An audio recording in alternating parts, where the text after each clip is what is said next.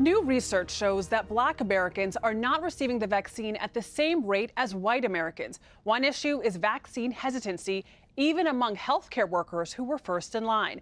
We visited a hospital in a mostly Black and low-income community on Chicago's South Side to see why even some medical professionals are refusing the vaccine.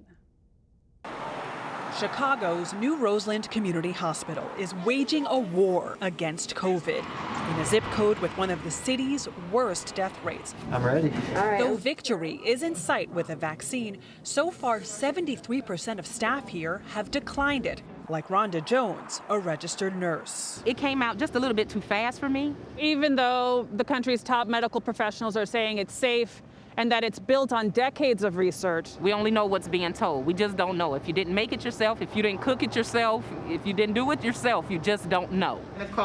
Jones has treated COVID patients and lost an uncle to the virus. Some people might be surprised to learn that you, someone in the medical field, don't want to take the vaccine right now. Well, I would say that's just me being a good nurse, because I tell the patients just because a doctor says this is good for you, you have to do your own research. Doctors are more likely to get the vaccine than other staff here, but Dr. Tunji Ladipo says they must all set an example. People like myself have to be out front and say, hey, look, I'm getting the vaccination. That's important. So important, the hospital launched an internal vaccination campaign. I got it.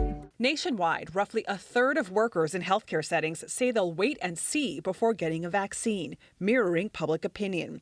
Black adults are most hesitant, due in part to distrust stemming from historic discrimination.